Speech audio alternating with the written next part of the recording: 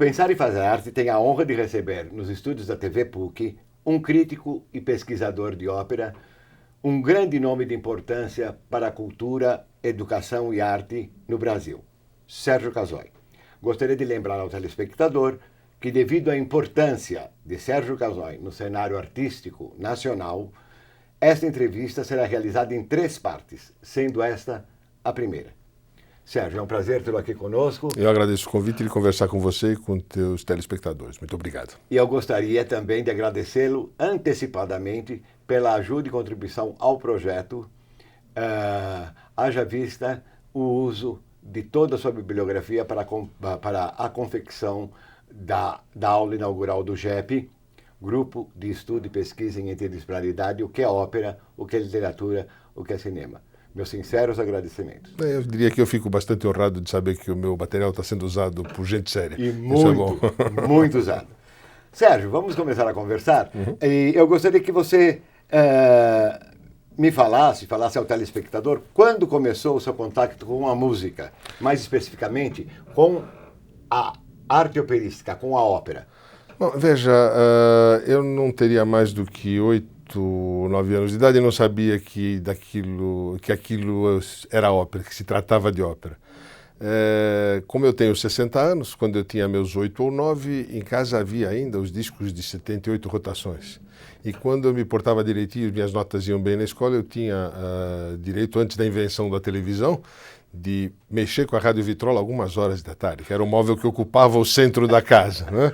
E ali tinha os álbuns de couro dos meus pais, principalmente minha mãe, que adorava vozes, e eu cresci sem saber que aqueles cantores se chamavam Beniamino Gilli, Tito Schipa, Enrico Caruso, ouvindo La Donna è Mobile ao mesmo tempo que eu via o Sole Mio, sem saber do que se tratava, sem entender uma palavra do italiano que se falava na ocasião, mas as vozes desde moleque mexiam comigo.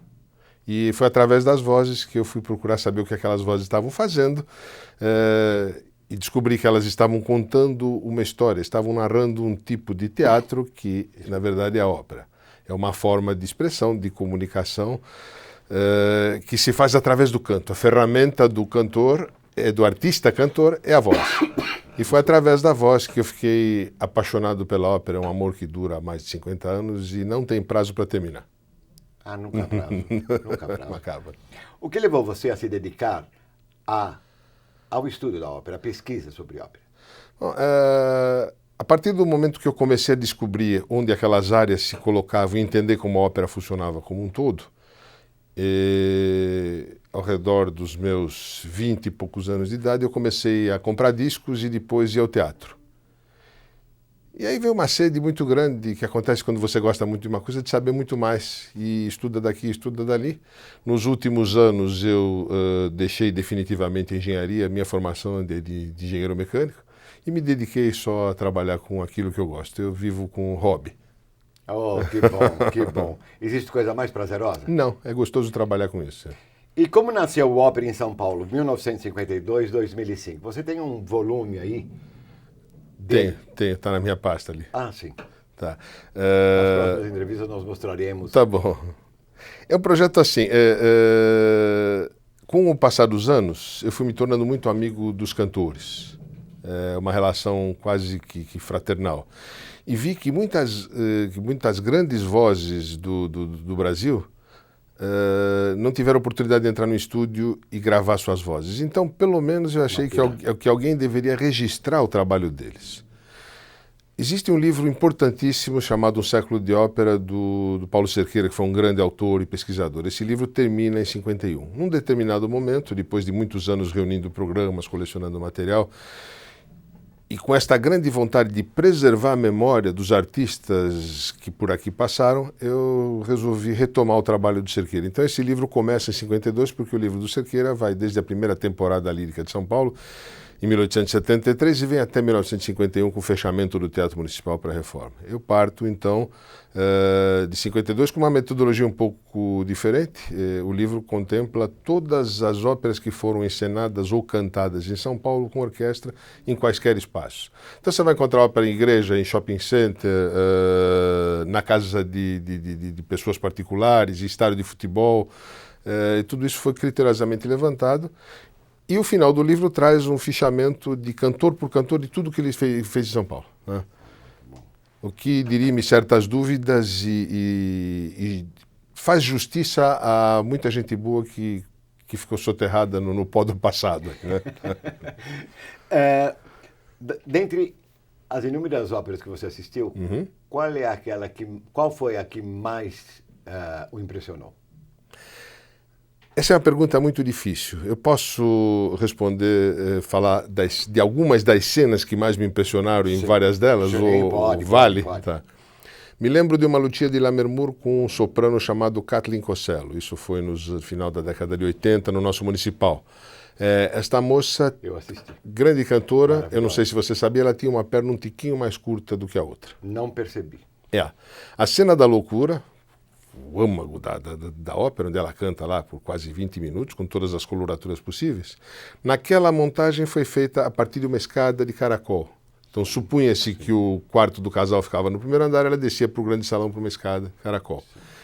E esta moça usou do seu defeito físico, quer dizer, o defeito físico fez com que ela, ao descer, enquanto cantasse, balançasse o corpo um pouco. O efeito foi maravilhoso porque tinha-se a impressão que ela havia trabalhado muito para conseguir esta expressão física na cena da loucura. Me deixou, além de ter cantado muito bem, a representação cênica foi maravilhosa. Eu nunca tinha visto isso em São Paulo, tinha visto na Argentina uma vez. As pessoas deixaram de aplaudir, eles, como dizem os argentinos, pateavam, eles batiam os pés no chão. Aquilo levou 10 ou 12 minutos. Né? Me lembro também de uma cena da Nisa de Castro Tanque fazendo a própria Lucia na sua primeira área. Eu me lembro me lembro que a voz, que quando eu ouvi a voz da Nisa, aquilo foi como uma flecha no coração, foi uma coisa emocionante. Difícil deixar os olhos secos a ouvir, simplesmente pelo carinho que aquele timbre de voz fazia nos nossos ouvidos. Uma maravilha. Né? Essas são algumas das muitas lembranças que a gente vai colecionando. Né? E qual foi a pior em termos de montagem e canto? Eu tenho vários. Tem uma série. Tem um Dom Carlo, o primeiro Dom Carlo que se fez em São Paulo desde 1926 aconteceu há uns 7, 8 anos atrás, aqui em São Paulo. Aquilo foi péssimo. Eles colocaram cães policiais da Polícia Militar no palco sem nenhuma finalidade. Mas devo dizer que os cães foram os melhores críticos da noite, porque cada vez que os cantores semitonavam alguma coisa, os cachorros latiam, né? Pontualmente. Não é? Foi uma montagem muito ruim. A cena da Inquisição, por exemplo... Com as galinhas. Tinha galinhas e tinha uma pequena churrasqueira com os espetinhos. Eu não entendi o que o diretor quis fazer. E me lembro também... Era fogueira. Me lembro também de uma Salomé, que foi feita um par de anos antes, né, no Teatro Municipal, onde a diretora era uma diretora de cinema que não era feita ao universo da ópera. E o diretor de ópera, é importante que ele saiba que ele pode criar o que quiser, desde que ele respeite a fisiologia do cantor, porque ele não pode cantar de barriga para baixo, ele não pode subir em cordas enquanto dá agudos, porque isso mexe com todo o instrumento fonador. Nesta Salomé, ela colocou João Batista, que deveria estar num buraco embaixo da terra, e a música do Strauss, que a voz venha do fundo da terra, a música é escrita numa tessitura tal que dá a impressão que a voz emana. Né? Potente. A diretora de cena não fez a lição de casa e mandou fazer uma grande roda gigante dentro da qual ele estava prisioneiro. Parecia um grande hamster. Né? O barítono era moreno, né? E hoje tem legendas, né, que traduzem, você não pode mais tapear o público, né? E a hora que ele aparece gordo, tipo 130, 140 quilos, alto e moreno, a Salomé olha e fala, puxa, como ele é branco, emaciado, como ele está magro, né? Porque ele está ali embaixo da terra. Né? Então são essas coisas que me lembram, né? E o cenário desta Salomé, que tinha 3 montanhas que pareciam aqueles filmes do Flash Gordon do início, do tempo do cinema mudo, tinha 3... Essas são algumas das lembranças, né? Que mudanças houve nas montagens de ópera neste meio século, na segunda metade do século XX? Principalmente hoje, nós vivemos numa época onde a imagem é muito importante. As crianças, antes de aprender a falar direito, são capazes de manipular com muita facilidade os controles remotos de DVDs e televisores. Não conheço a média, mas imagino que uma criatura normal de classe média ao redor dos seus 10, 12 anos deve assistir lá 8 ou 9 horas de TV por dia. Resulta que o novo público de ópera, e o público cresce contra todas as estatísticas negativas, o público no mundo cresce. Este novo público, esse pessoal que tem, digamos, entre 20 e 30 anos, quer ver no palco de ópera o seu conceito estético de beleza que ele conhece da televisão e do cinema. Tá? Este é um aspecto muito importante. Os cantores passaram a cuidar do seu physique de rôle. Há 60 ou 70 anos atrás, Beniamino Gilli, gordinho, arrebatava as plateias com a beleza da voz. Eu não sei hoje como seria, provavelmente seria aplaudidíssimo pela voz. Se você ler as críticas, você vai ver que primeiro hoje o crítico de jornal fala da montagem, da iluminação dos figurinos, para depois falar das vozes. O último, Há 50, 60 anos atrás era o contrário. O último quesito é a voz.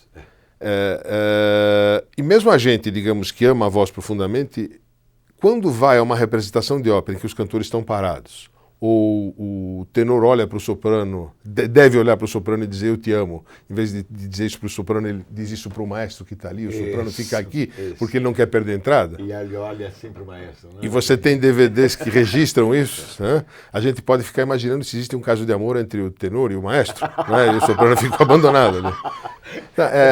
O cuidado com a representação é hoje uma coisa extremamente importante. E teve, até 10 ou 15 anos atrás, exageros no sentido de tentar se tornar mais importante do que a voz. Mas isso foi periodicamente ajustado e hoje está corrigido. Então, diretores, uma montagem consciente de ópera, o diretor musical, que é também o maestro, e o diretor de cena, o regista, sentam e conversam, eles negociam juntos as possibilidades de cada um para poder fazer um bom espetáculo. Tá? Uhum. E o que você gostaria de ver, implementado no Brasil em termos de educação, arte e cultura? Não, primeiro, evidentemente, música na escola primária, como não faria mal a ninguém. Parece com matéria obrigatória. Com matéria obrigatória. Claro. Tá, assim, porque eu não canso de ver, andando por este Brasil, a quantidade de grandes instrumentistas, de grandes cantores, de potencial. Não é só isso, a habilidade porque ou você nasce com um dom ou você tem que trabalhar muito para obtê-lo. Você pode fazer uma carreira dos dois jeitos. Tem uma criançada incrivelmente musicalmente bem dotada. Me parece que é algo relativamente comum ao ser humano. Seria importante que isso fosse explorado. Essa é a primeira coisa. Hoje, no campo específico da ópera, não existe nenhum problema em se compreender porque as legendas são projetadas. Tá? Assim como você vai ao cinema. Né?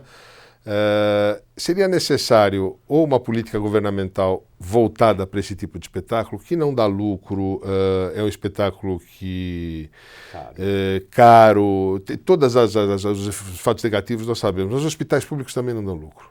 Escolas públicas também não dão lucro. Né? Nada dá lucro. Por esse critério, deveria fechar tudo isso e montar uma grande duty free no país inteiro. Isso daria lucro. Né? Dá 200 dias letivos para o professor. Então, o professor não precisa nada mais para fazer, não é? Isso, coisas da LDB, 200 dias letivos, como se o professor não precisasse fazer absolutamente mais nada. Nem curso, nem preparação, nem nada. É uma beleza. No caso da ópera, de alguma forma, eu gostaria que a universidade desse muito mais destaque do que algumas já dão ao caso do estúdio, do laboratório de ópera, do laboratório de canto, porque, digamos, trabalhar com música erudita é uma profissão tão nobre quanto quaisquer outras que existem. Claro. Né? Eu estou vendo que as escolas têm melhorado, mas falta um pouco de verba e falta, digamos, uma sistematização desse tipo de trabalho. Né? Público A.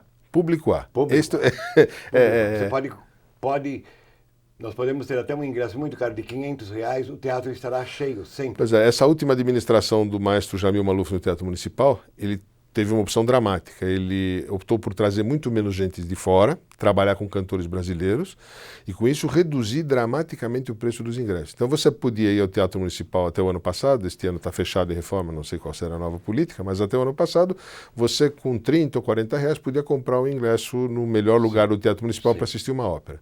Quando os preços baixaram, o teatro lotou, o número de restas se multiplicaram. Esgotaram-se nos últimos 3 anos as lotações das várias restas de cada uma das óperas feitas, mês e meio, 2 meses antes. E por que nem as óperas de repertório são levadas todos os anos?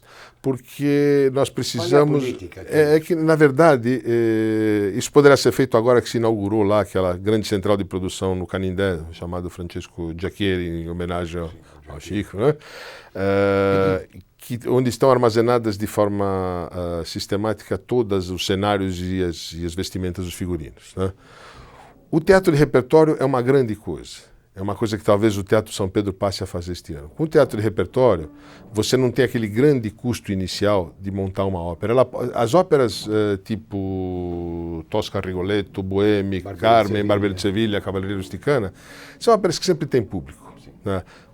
São Paulo é uma cidade que vive sendo visitada por estrangeiros e por brasileiros de outros lugares, porque é uma cidade de grandes serviços.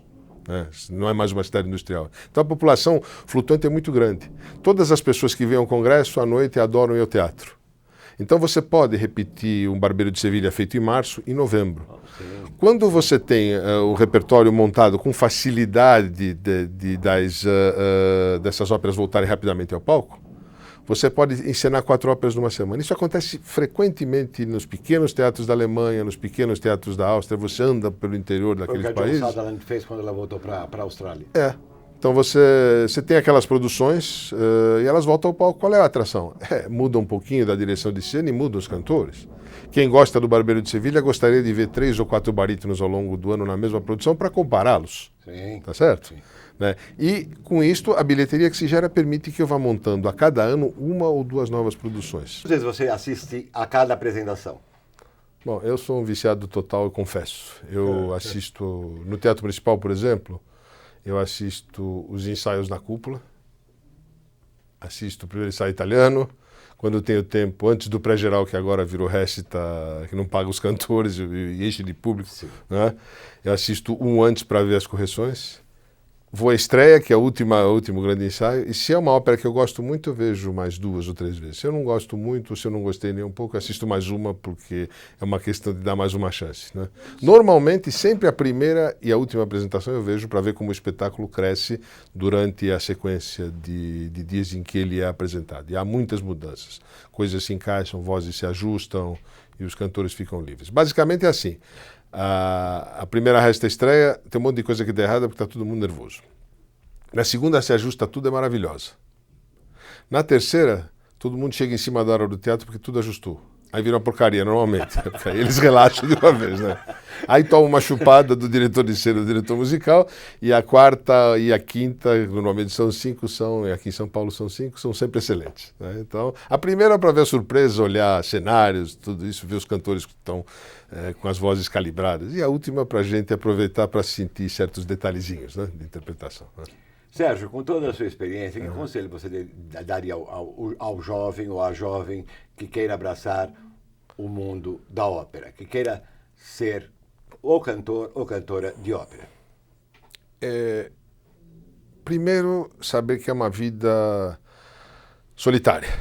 Todo o glamour fica por conta das biografias filmadas em Hollywood. É uma vida de aeroportos, é uma vida de hotéis, é uma vida de palcos empoeirados, é uma vida de muito trabalho, de muito ensaio, de muita luta. Por isso precisa gostar muito desse tipo de arte, não é? É uma vida em que você tem que estar estudando o tempo todo. Cada vez que você vai criar um novo personagem, além de estudar música e preparar, digamos, a sua técnica vocal para interpretar aquilo que está escrito, tem que saber, digamos, se você vai fazer um André Chenier, se você vai ser o tenor do André Chenier, é bom que o tenor, além de fazer as notas, pegue os livrinhos e dê uma rachadinha sobre a Revolução Francesa para saber o que ele está fazendo, para saber a pronúncia dos nomes franceses dentro de um texto italiano. Tem que estudar o tempo todo. E tem que estudar ler a bibliografia que antecede a ópera, geralmente. tem que estudar canto o tempo todo também. O grande Beniamino Gigli, talvez o maior cantor do século XX, depois do Caruso, veio a São Paulo, segundo me contava um amigo meu já falecido, em 1948 cantar. Este meu amigo foi vê-lo no Hotel Esplanada, que é onde a Companhia Votorantim hoje fica atrás do Teatro Municipal. Era o hotel dos cantores de ópera. Gigli alugava uma suíte para ele, uma outra para o seu professor de canto, que tinha um piano de cauda. Então, todas as manhãs, o grande Beniamino Gigli, com 58, 59 anos de idade, com todo aquele monte de disco gravado, todos aqueles filmes feitos, ele botava uma camiseta branquinha, sem mangas, ia lá vocalizar e repassar as áreas principais que ele ia cantar. E o professor dizia, olha, faz assim aqui, faz assim ali. O tempo todo, um bom professor está cuidando do cantor, sabe? É que hoje em dia chamam de coach. Que esta então é a vida. Agora, a satisfação do aplauso é uma coisa que é como uma transfusão de sangue. E para certos cantores com quem eu tenho mais intimidade, a satisfação de uma nota bem feita, de uma música bem executada, de um personagem criado, é algo que isto não se tira nunca mais de quem conseguiu fazer. Quer dizer, as grandes compensações são digamos, a felicidade de ter produzido um momento de arte. Lógico que o DVD pode ter captado, que o disco pode ter captado, mas eu digo a você uma coisa, aquilo que você vê no teatro, com aquela mágica que existe, o DVD e o áudio não captam. Eles captam a técnica, mas aquilo que a gente sente, aquela corrente elétrica que nasce do cantor e atinge o público, isto só acontece no teatro. Só no teatro. É muito difícil você ficar emocionado com o DVD. Mesma coisa que no teatro de prosa, né? Sim, o teatro, aquela caixa onde de repente fica escuro e você, público, não tem que representar nenhum papel, você pode deixar suas emoções fluírem livremente. É ali que a verdadeira arte acontece. E o cantor, a cantora, no caso da ópera, são os artífices, são os instrumentos divinos desta criação mágica de emoções que é o teatro. Então, esses são os conselhos para aqueles que queiram, porventura, abraçar o mundo da ópera, ou aquela que queira cantar. E mais um conselho que é muito importante, calma, cuidado. Cuidado com a escolha dos professores. Quando um novo cantor faz um papel e diz, puxa, me sinto extremamente cansado, quando isso acontece é porque ele está cantando aquilo que não é para a voz dele. Tá?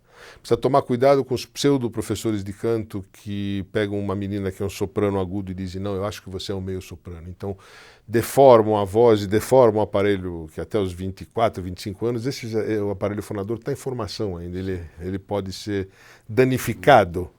Né? Não ter pressa. Todo jovem tenor hoje acha que pode cantar Otelo porque cantou junto com o disco do Mário Del Mônaco que o pai tinha em casa. Não, aquilo é pesado, é como carregar um caminhão de areia num Fusca, não pode fazer isso. Tá? Os bons professores fazem os meninos fazer um ano e meio de vocalização em áreas antigas. E música de câmera primeiro, que é o alicerce da ópera. E justamente naquelas áreas de Cesti, Cavalli, aquelas coisas em que a voz não tem muitos agudos nem muitos graves, mas aprende a respirar e cantar. Depois, no campo da ópera, entrar devagar em Mozart e Donizetti, para depois tentar os grandes papéis de Verdi. Veja bem, a Maria Callas, de quem você tanto gosta, fez a sua primeira Butterfly de Puccini com 36 anos de idade. Por quê? Porque antes, Maria Callas não se sentia... Maria Callas, que cantava Norma, Maria Callas, que tinha feito Tosca, Maria Callas, que tinha feito Puritani, conscientemente achou que ela só estava madura para fazer a Butterfly aos 36 anos de idade. Né? E aí você vê, de repente, algum professor de canto falar, não, eu tenho uma aluna de 20 anos que é uma Butterfly maravilhosa. É bobagem, está errado, é mentira, não pode. Não pode. Não, faz bonito com o piano em casa, né? Chega no teatro, não há volume de voz suficiente para cortar toda aquela metaleira pucciniana. Né? Acaba com uma carreira brilhante porque vai fazer o que não deve. É botar um peso galo a lutar com Mike Tyson. Vai perder a luta. Sim, tá? Vai perder a luta. Esse exemplo que você deu da Callas na Butterfly, toda vez que eu ouço a ópera, eu fico profundamente emocionado porque o uso da voz ali é absolutamente impecável. Quando ela era uma menina, uma geisha de 15 anos, Isso. quando ela fica sozinha, é uma outra voz, e no final é de um soprano dramático. Lógico. Maravilhoso. Evidentemente, a ideia, e é isso que faz esse personagem muito difícil, é isso que faz com que as cantoras tenham que ter pelo menos 10 anos de palco para fazer esse papel. Então a voz do primeiro ato para o segundo ato tem que amadurecer como uma personagem. As cores são diferentes. E no terceiro ato da Butterfly, quando ela percebe que o marido não vai voltar e que o filho lhe vai ser tirado, ela adquire as dimensões de uma grande heroína e se encaminha para uma tragédia que tem todo o aspecto de uma tragédia grega. Ela vai se matar para que o filho não tenha remorsos de ter largado uma mãe sozinha no Japão. Está no texto da ópera, só lê o libreto. E aí a voz tem que ser escura. Escura como o sacrifício, escura como o suicídio. Não é? Então, não basta ter a voz bonita. Muito obrigado, Sérgio, por essa primeira parte da entrevista. E nós, com certeza, continuaremos logo, logo para falarmos mais especificamente do que vem a ser a ópera em si, isto é, como espetáculo. Okay. Muito obrigado. Muito obrigado e até a próxima.